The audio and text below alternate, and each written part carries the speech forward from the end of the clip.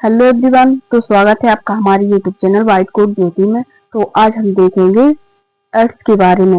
Ads के बारे में बहुत कुछ देखेंगे। तो एड्स एक ऐसी बीमारी है जो बहुत ही खतरनाक होती है और जिससे बच पाना बहुत ही मुश्किल होता है। ठीक है, तो सबसे पहले हम देखेंगे एड्स की डेफिनेशन। डेफिनेशन में एड्स की डेफिनेशन, एड्स का फुल फॉर्म होता है एक्वायर्ड इम्यूनो डेफिशिएंसी सिंड्रोम। कब इस एड्स का फुल फॉर्म होता है is a chronic potentially life threatening condition causes by the human immuno deficiency virus. जो किसके कारण होता है कि एड्स एक बहुत ही क्रोनिक लंबी चलने वाली और बहुत ही लाइफ थ्रेटनिंग मतलब बहुत ही खतरनाक कंडीशन है जिसमें जो HIV मतलब कि ह्यूमन इम्यूनो डेफिशिएंसी वायरस के कारण होती है। It damage the immune system. ये एड्स क्या करती है कि हमारे इम्यून सिस्टम को डैमेज कर देती है। Integrating with the body ability to fight action and disease. तो ये क्या करती है, ये एड्स में क्या होता है कि ये बहुत ही खतरनाक बीमारी है जो हमारी इम्यून सिस्टम को वीक कर देती है, जो HIV वायरस से होती है। और ये बॉडी की इम्यून सिस्टम को इतना वीक कर देती है कि ये छोटे से इन्फेक्शन को भी आसानी से शरीर में इन्फेक्शन कर देती है। तो इसको हिंदी में देखते हैं। एड्स एक गंभीर स्थिति है जो HIV वायरस की वजह से होती है। ये शरीर की इम्यून सिस्टम बीमारियों से लड़ने की क्षमता को खत्म कर देती है, जिससे शरीर मामूली संक्रमण से भी नहीं लड़ पाता है। तो इसमें क्या होता है कि ये बहुत गंभीर स्थिति है जो इम्यून सिस्टम को कमजोर कर देता है। तो ये जो इम्यून सिस्टम को कमजोर कर देता है, ये ट्रांसमिशन देखते हैं कि ये कैसे कैसे फैलता है एड्स। तो HIV spread through specific body fluid से, जैसे कि ब्लड से, स्मेन जिसे vagina fluid and breast milk. तो ब्लड से भी फैल सकता है। सीमेन जिसे जिसमें स्पर्म होता है उससे भी फैल सकता है, और वेजाइना फ्लूइड से और ब्रेस्ट मिल्क से। तो इसमें देखेंगे कि और किस किस तरीके से फैल सकता है। अनप्रोटेक्टेड सेक्स, तो बिना सुरक्षा के संबंध बनाना, जैसे कि कपल होते हैं वो कंडोम का यूज नहीं करते हैं, जिससे क्या होता है कि HIV फैलने की ज्यादा चांस रहते हैं। इन्फेक्टेड नेडल, एक ही सुई का इस्तेमाल एक से ज्यादा लोगों पर करना। तो इसमें क्या होता है कि जैसे एक ही सुई से एक व्यक्ति को इंजेक्शन लगाया और उसी सुई से दूसरे व्यक्ति को इंजेक्शन लगाना है, तो वो अगर कोई व्यक्ति HIV से इन्फेक्टेड है तो वो इन्फेक्शन दूसरे व्यक्ति में फैलने की संभावना रहती है। मदर टू चाइल्ड, माँ के बच्चे को जन्म के समय या दूध पिलाने से। तो मदर टू चाइल्ड कैसे, जैसे कि अगर किसी मदर को है तो या तो वो जन्म के समय फैल सकता है या फिर ब्रेस्ट फीडिंग के थ्रू फैल सकता है। ब्लड ट्रांसफ्यूजन, बिना जांच किया हुआ खून चढ़ाने से। तो ये कैसे हो सकता है कि ब्लड का अगर जांच नहीं किया, अगर वो व्यक्ति जिसने ब्लड डोनेट किया वो HIV पॉजिटिव था, तो जिस व्यक्ति को चढ़ा उसमें भी HIV होने की संभावना रहती है। ठीक है, तो इसके बाद हम देखेंगे इसके सिम्टम्स, जैसे लक्षण कहते हैं। Symptom very depending on the stage of infection. तो ये सिम्टम्स उस पर डिपेंड करते हैं कि इन्फेक्शन कितनी स्टेज का है।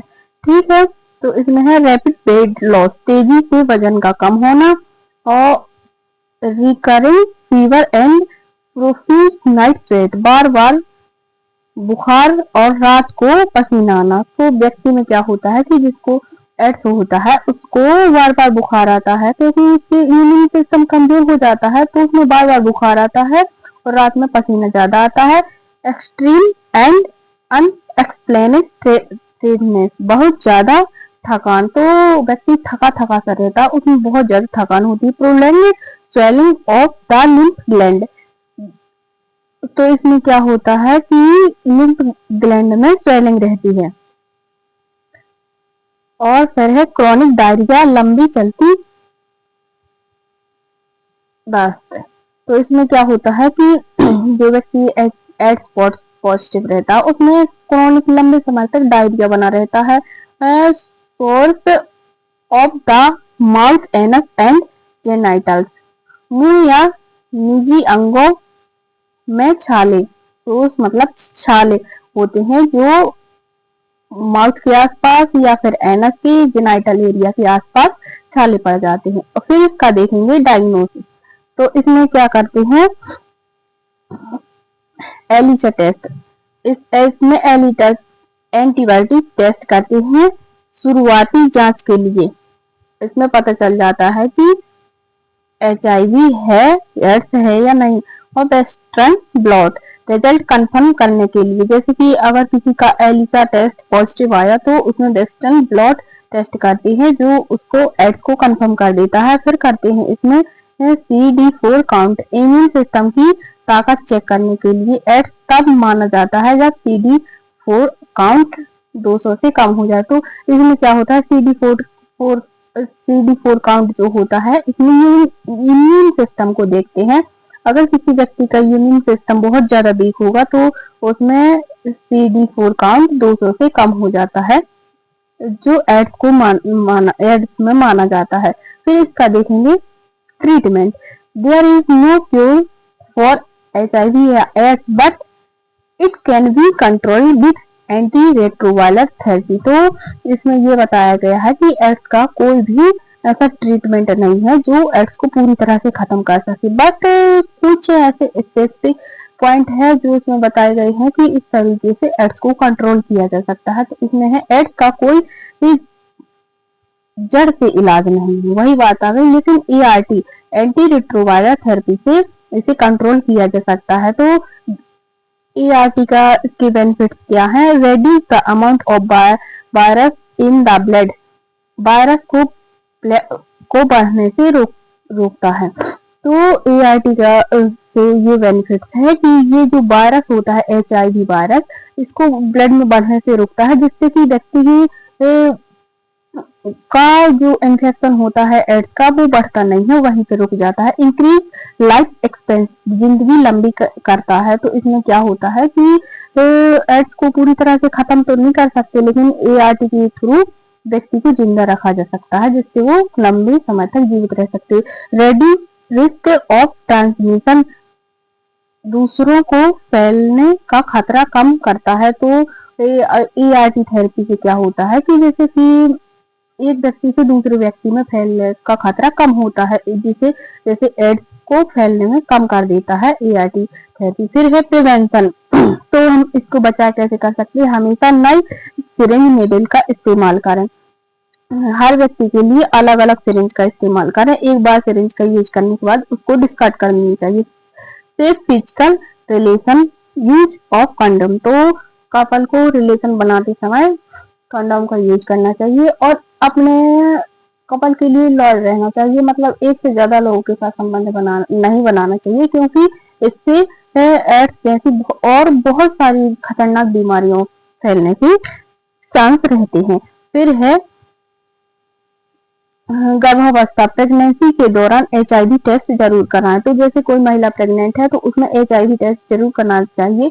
अगर उसे एड्स होगा तो उसकी प्रेगनेंसी को टर्मिनेट किया जाएगा ताकि बच्चे में ना फैले।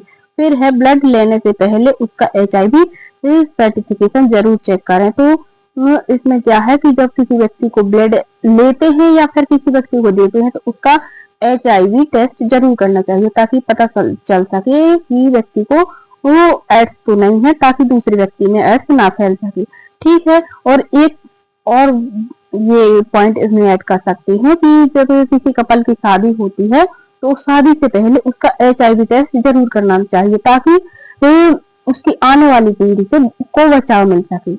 तो ये था हमारा HIV। आशा करती हूँ आपको वीडियो पसंद आई होगी। तो चैनल को सब्सक्राइब कीजिए, वीडियो को लाइक कीजिए। धन्यवाद।